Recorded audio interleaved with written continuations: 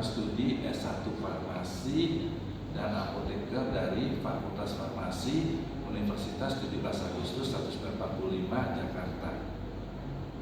Tentunya video ini saya susun untuk dalam rangka pelaksanaan Tridharma dari perguruan tinggi, khususnya untuk aspek pengajaran yang berinstrumen pada PDD, UKT, PTU, yang mana sebagai seorang pendidik yang berfokus pada pengajaran kosmetikologi dan perfumery merupakan suatu materi mata kuliah yang harus diambil oleh mahasiswa Fakultas Farmasi Universitas 17 Agustus 1945 Jakarta, yang merupakan bekal daripada mahasiswa itu yang nantinya bisa bekerja di suatu tempat atau industri farmasi ataupun industri kosmetik,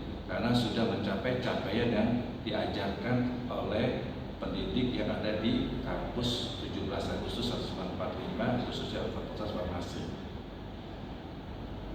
Oleh karena itu, pengajaran yang kami buat ini, yang saya buat ini adalah suatu pengajaran yang video ini yang kami buat ini untuk mata kuliah yang Bapak ampu, yaitu kosmetikologi dan perfumery, itu mempunyai beberapa aspek, yaitu aspek daripada satu, capaian pembelajaran karakteristik CPR ya, CPR ya. Lalu yang kedua adalah aspek daripada pencapaian mata kuliah ya, dan juga yang ketiga adalah sub CPMK ya, capaian mata kuliah, yang mana mata kuliah atau matkul ini, kosmetikologi dan perfumery ini mempunyai aspek daripada capaian pembelajaran atau sertifikat CPR ya, yaitu yang pertama, mahasiswa mampu menerapkan dan mengatasi semua sistem di bidang kefarmasian, ya, baik itu secara individu atau mandiri ataupun secara tim multidisiplin untuk pemanfaatan teknik informatika. Yang kedua adalah mahasiswa mampu untuk mengaplikasikan konsep dan metode penelitian ilmiah dan bagaimana cara permasalahannya yang harus diselesaikan. Yang ketiga adalah mahasiswa mampu untuk mengaplikasikan konsep pengembangan, manufacture, penjaminan mutu, pengujian mutu dari suatu sediaan, baik itu sediaan daripada farmasi, sediaan kosmetik, alkes, dan sediaan yang lainnya. Itulah yang kita namakan adalah capaian pembelajaran atau CPR.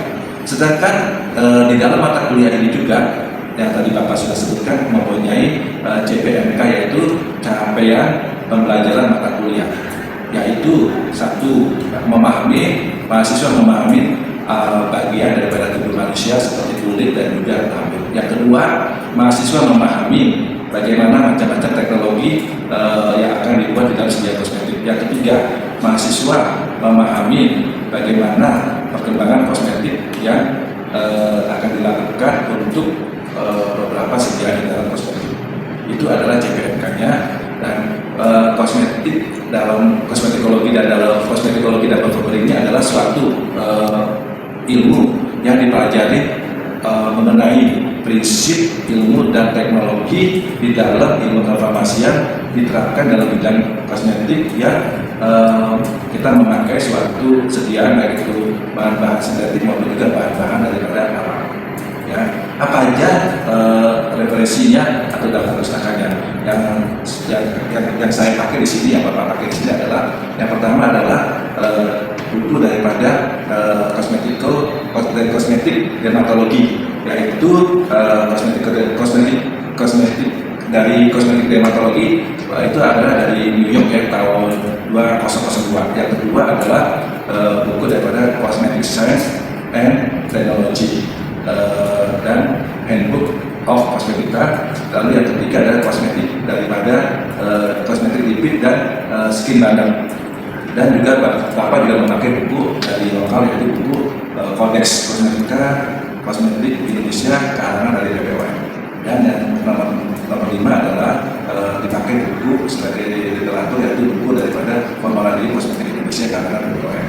Itu adalah referensi atau daftar pustaka yang dipakai dalam mata kuliah kosmetikologi dan performance. Ya. Lalu ada juga sub CPMK. Sub CPMK di dalam mata kuliah kosmetikologi dan performance adalah yang pertama CPKB, cara pembuatan kosmetik yang baik. Lalu ada juga mengenai notifikasi dan juga manajemen mutu. Yang kedua adalah tatap muka, yang kedua adalah mengenai bangunan dan peralatan. Yang ketiga mengenai produksi atau produk besi dan juga mengenai pengawasan mutu. Yang keempat, tatap muka keempat adalah hygiene dan sanitasi dan penyimpangan. Yang kelima mengenai penanganan keluhan produk dan juga penanganan keluhan produk dan juga penarikan produk. Yang keenam mengenai kontrak produk dan juga mengenai audit internal. Yang ketujuh adalah performance dan aromaterapi. Yang ke-8 kita ada yang UTS.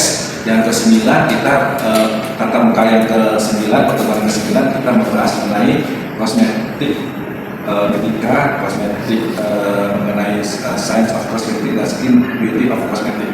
Lalu pertemuan ke-10 kita membahas mengenai kosmetik untuk kebersihan tubuh manusia yang kita kita memakai acuan daripada BPOM. Yang ke-11 juga kosmetik yang untuk mewangikan badan. Pertemuan ke-12 kita mempelajari kosmetik untuk merubah penampilan. Pertemuan ke-13 kita mempelajari vitamin yang dipakai di dalam kosmetik. Pertemuan ke-14 kita mempelajari pewarna yang dipakai kosmetik. Pertemuan ke-15 kita harus melengkapi tugas UAS project, yaitu kita webinar yang sudah kita lakukan di tanggal 23 Juli 2026 ya, dan kita sudah lakukan di webinar. Lalu pertemuan ke-16 kita UAS, yang mana dalam metode pembelajaran kosmetikologi dan performance itu metodenya kita memakai metode yaitu offline maupun juga online. Kita memakai ceramah yang dipakai Bapak sendiri, itu penyampaian maupun juga mengenai studi kasus dan kerja kelompok dan juga presentasi yang mana mahasiswa dari kelompok mendapatkan tugas presentasinya. Itu metode daripada kosmetikologi dan juga performance. Ya, penilaian itu kami ambil daripada kartu sikap, pengetahuan dan juga keterampilan. Adalah merupakan kontrak produk. Kontrak produk ini artinya maklum. Maklum ini berarti Bapak Ibu saudara-saudari mungkin punya dana tapi nggak punya pabrik, pengen produk yang diedarkan bisa namanya maklum atau disebut juga tuli. Yang mana di dalam BPOM ada peraturan yang disebut dengan kontrak produk dan juga ada juga namanya dengan audit internal. Nah, itu pertemuan yang ke-6. Pertemuan yang ke-7 kita akan membahas mengenai parfum dan aromaterapi. Ya, yang mana parfum ini ada 3 golongan. Ingat ya Bapak Ibu, saudara-saudari, parfum ini kita gambarkan sebagai struktur ya 3 seperti 3 angel. Ya, yang pertama adalah top note-nya si parfum ini. Yang kedua adalah middle dari parfum ini. Yang ketiga adalah base note. Nah, pertemuan ke-6 kita bahas mengenai parfum dan aromaterapi. Pertemuan ke-6 kita bahas mengenai CPKB yang seperti kontrak produk dan juga mengenai audit internal. Pertemuan ke-7 kita membahas mengenai parfum dan aromaterapi. Lalu pertemuan ke-8 baru kita UTS ya. Dan pertemuan ke-9, 10, 11, 12 kita membahas mengenai kosmetik yang diizinkan oleh BPOM, yaitu yang ke-9 kita mempelajari kosmetik science maupun juga kosmetik skin beauty, di mana skin beauty itu tergantung daripada iklim dan juga lingkungan kita. Walaupun seseorang mengkinclong mau kulitnya berseri-seri ya. Lalu kita belajar juga kosmetik medika. Ada juga disebut kosmetik medika, tapi kosmetik medika itu berupa dalam suatu treatment dalam kecantikan ya. Baru kita belajar yang ke pertemuan ke-10 kita belajar mengenai kosmetik yang membersihkan badan. Contohnya adalah shampoo, conditioner, pembersih wajah, dan membersihkan badan. Lalu kita belajar juga di pertemuan ke-11 adalah kosmetik yang mewangikan. Mewangikan kita kenal dengan adanya EDP, ED parfum, ED cologne, ED cologne, dan juga ada juga mengenai body mist, juga space cologne maupun juga body mist atau space cologne yang bentuknya gel. Dan pertemuan yang ke-12 kita mempelajari kosmetik yang merubah penampilan. Nah, kosmetik yang merubah penampilan ini biasanya digunakan oleh kaum wanita ya, wanita ataupun kaum ibu.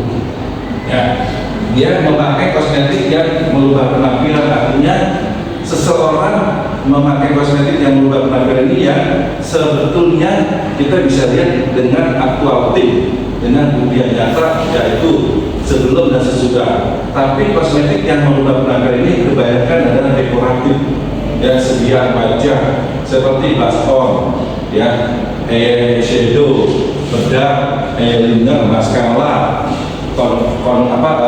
konveri, maupun juga pensil alis, dan juga sediaan dekoratif lain. Ya, kita bermain dengan pigmen. Pigmen di sini berarti warna. Ya, warna yang cocok dan diperbolehkan oleh BPOM untuk kosmetik yang merubah penampilan seseorang. Ya, jadi misalkan ibu namanya ibu, misalnya seorang ibu dia biasanya tetapi dia didandani, wow, jadinya berubah penampilan. Ya, itu kita di dalam mata kuliah kosmetikologi dan perkembangan kita akan pelajari. Lalu kita akan belajar apa? Ya, satu vitamin di dalam kosmetik yang diperbolehkan. Ya, vitamin A, vitamin E, vitamin C, dan segala macam ya. Vitamin C bahkan dibolehkan juga untuk disuntik supaya orang lebih whitening, lebih kinclong. Tapi ingat ya, Bapak Ibu maupun saudara-saudari yang di sini kita harus membedakan konsep. Ingat, membedakan konsep. Artinya bleaching dan whitening itu beda. Kita sudah tahu namanya whitening, pasti dia whitening. Tapi kalau bleaching itu beda. Di bleach kayak kita memakai baju di bleaching kayak apa? Beda ya, kalau di bleaching sama di whitening beda. Dari definisinya kita sudah tahu whitening and bleaching. Lalu dari bahannya juga kita beda, dari pemakaiannya juga beda pastinya. Ya, termasuk dengan bahan-bahan yang bersifat misalkan merkuri itu termasuk dia dalam hal yang bleaching. Bahan-bahan ini akan mengcutting berarti memblokade enzim tirokinase sehingga tidak akan terjadi enzim tirokinase sehingga tapi kalau dia tidak memakai lagi produk ini dia akan lebih buruk wajahnya daripada sebelum. Jadi ingat, bleaching dan whitening beda. Kinclong dengan bleaching maupun whitening juga itu hampir sama. Ya, hanya itu kita memakai dalam arti yang lain. Baik, setelah kita mempelajari vitamin dalam kosmetik yang diperbolehkan, kita juga mempelajari yang lain adalah pewarnaan dalam kosmetik. Apa aja nih warna yang dipakai? Warna yang dipakai dalam kosmetik ada warna alam, ya. Warna alam ini kita tahu ya, contohnya strawberry, kencur, ya. Kalau di farmasi kita memakai misalkan warnanya karmin, ya. Ada juga warna daripada daun pandan, daun suci, itu warna alam, ya. Warna sintetik itu yang kita ambil adalah warna dari buatan. Ya, sintetik itu bisa murni sintetik, bisa campuran alam dengan sintetik. Ya, Kenapa ada dua warna? Karena memang dalam warna di kosmetik itu bisa pakai dua-duanya. Apa sih bedanya? Bedanya kalau warna alam itu tidak banyak ikatan logamnya. Kalau warna sintetik itu banyak ikatan logamnya. Dia mempengaruhi pada waktu tempat ditaruh. Jadi kalau kosmetik memakai warna alam, umumnya dia akan berubah menjadi warna yang lain. Tapi kalau kosmetik memakai warna sintetik, dia tetap akan warna apa adanya. Nah, itulah yang akan kita pelajari di dalam mata kuliah kosmetikologi dan performeri, ya. Sehingga kita setelah mempelajari pewarnaan dalam kosmetik, kita mengakhiri dengan UAS, ya, ujian UAS. Lalu kita akan melihat bagaimana pemakaian sedia-sediaan di dalam kosmetik ini. Karena apa? Karena di dalam produk-produk kosmetik ini yang kita pakai untuk apa, supaya tubuh manusia itu kelihatannya lebih bagus, ya lebih bagus, tidak berupa dengan treatment, tapi dia hanya mempercantik aja, ya. Nah, di dalam CPKB ada 12 ini yang salah satu yang akan Bapak terangkan di sini adalah mengenai bangunan dan Bapak akan jelaskan beberapa mengenai bangunan dan peralatan. Bangunan kita sudah tahu, ya, bahwa bangunan pabrik harus kokoh, ya, apa tuh kayak mungkin ada di bata, semuanya pakai semen di dicat, ya, dan bawahnya ceket ayam, dan ada apa nih, atasnya juga dibuat seperti biasa bangunan pabrik, ya. Lalu kita akan membahas mengenai peralatan di sini dipakai dalam peralatan dalam kosmetik tidak boleh mengeluarkan sesuatu yang berefek pada produk. Ya, kenapa? Karena dia mengeluarkan sesuatu yang berefek pada produk akan menyebabkan produk itu terjadi sesuatu yang berubah. Ya, misalkan memakai peralatan bersih dari kayu itu tidak boleh, karena kayu akan mengeluarkan serbuk yang akan efek pada sediaan. Manusia pun juga masuk ke dalam suatu industri kosmetik tidak sembarangan. Dia manusia pun harus dilengkapkan dengan alat-alat untuk mengamankan dirinya, karyawan ataupun produk, seperti memakai masker, memakai tutup kepala, ya, kalau yang tidak berjilbab, lalu memakai sarung tangan, dan dia memakai gas, ya, dalam suatu divisi tertentu. Itulah mengenai bangunan dan peralatan. Mengenai sanitasi dan hygiene, biasanya kosmetik itu bersifat sanitasi dan hygiene, yang artinya sanitasi dan bersih terhadap lingkungan, bersih terhadap diri sendiri, bersih terhadap produk, bukan steril. Kalau kosmetik itu tidak bermain dengan steril, tapi kosmetik bermain dengan hygiene dan sanitasi. Ya, jadi dia tidak perlu disterilkan pada temperatur sekian, ya, atau 112 atau 150 selama 2 jam, tidak perlu. Jadi dia hanya steril, ya.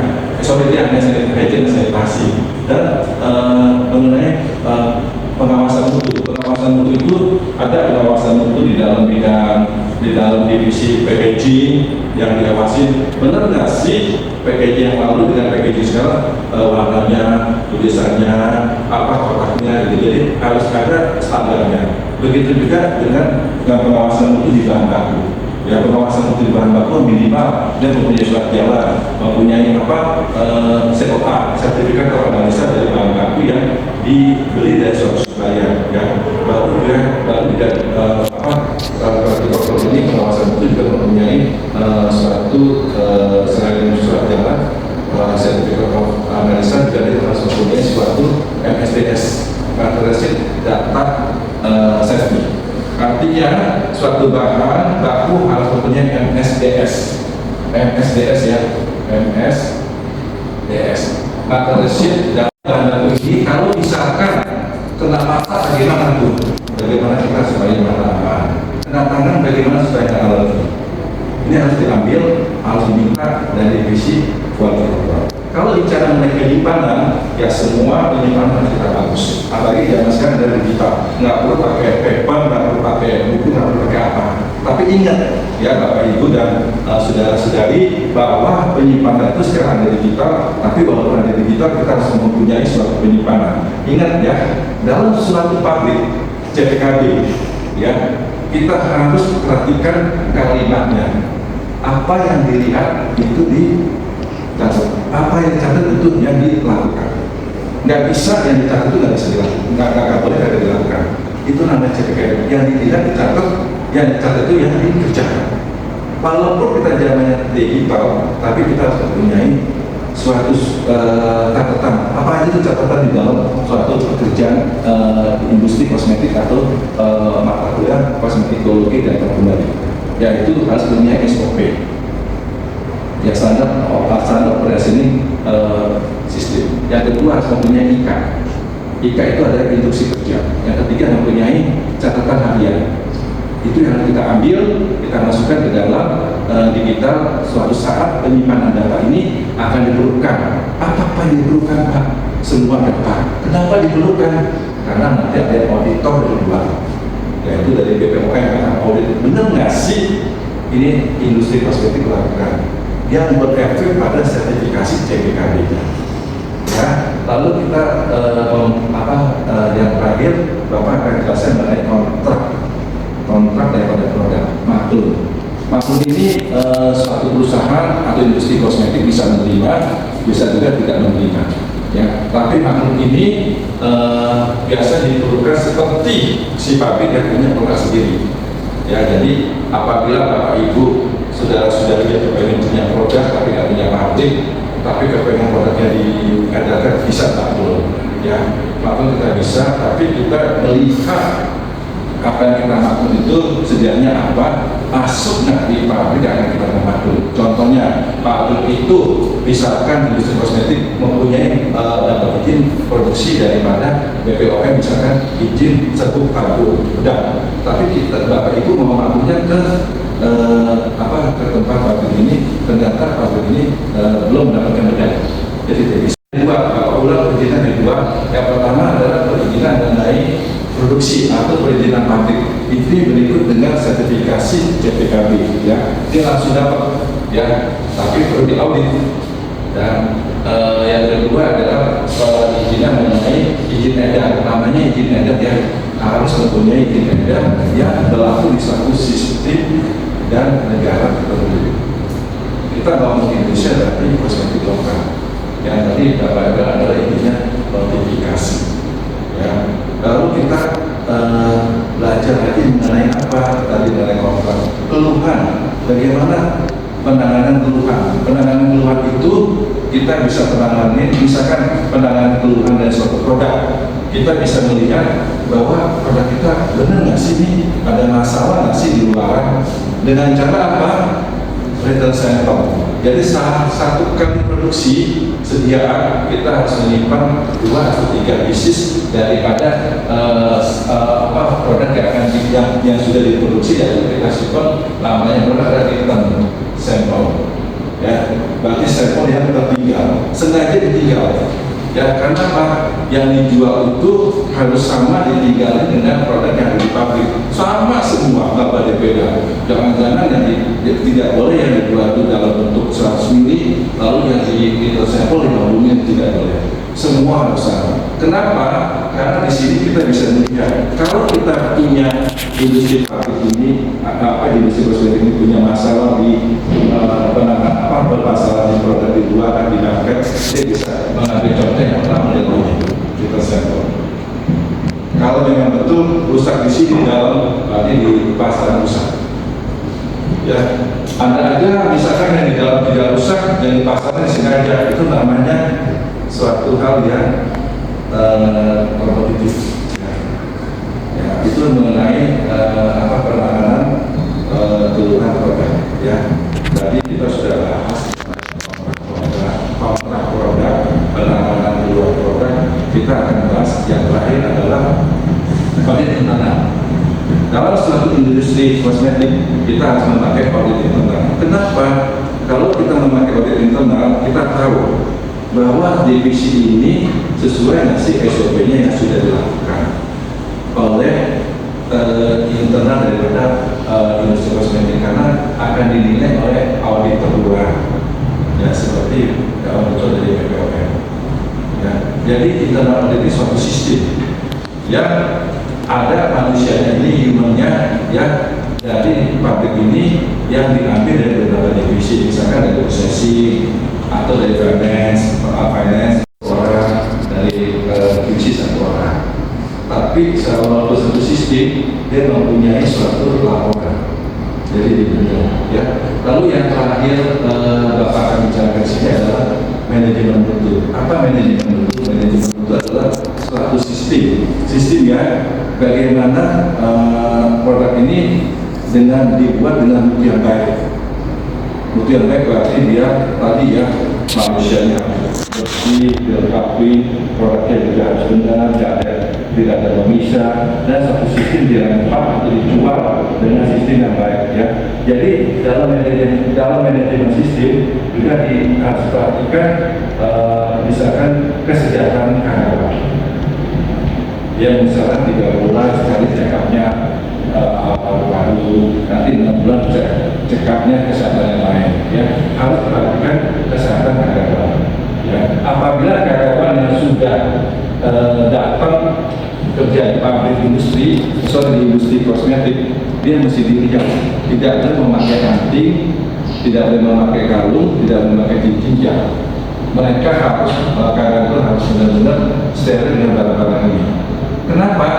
Karena diduga dengan memakai alat-alat itu, seorang karyawan khususnya wanita bisa di dalam alat itu bisa mengandung mikrobiologi, pencemaran. Jadi dilarang. Dan juga seorang karyawan yang mempunyai luka di tangan tidak diperbolehkan bekerja di bagian produksi. Dia harus dirobek ke bagian yang tidak mengakibatkan produk ini rusak.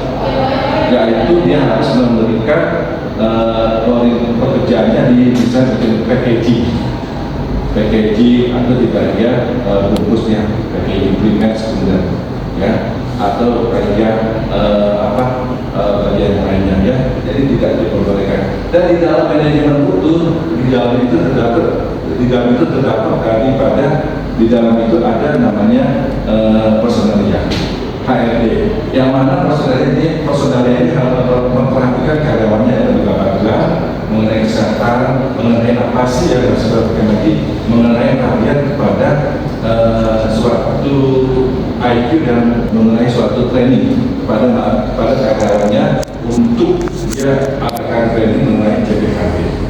Kenapa? Kalau sebelumnya setahun berapa kali training JPKB di perusahaan industri kosmetik itu supaya memenuhi persyaratan daripada JPKB. Sampai di sinilah Bapak kan sudah menjelaskan apa itu perkuliahan mengenai kosmetologi dan performologi, dan inilah model pembelajaran daripada materi atau mata kuliah pelajaran kosmetologi dan performologi yang diadakan di Fakultas Farmasi Universitas 17 Agustus 1945 Jakarta. Terima kasih.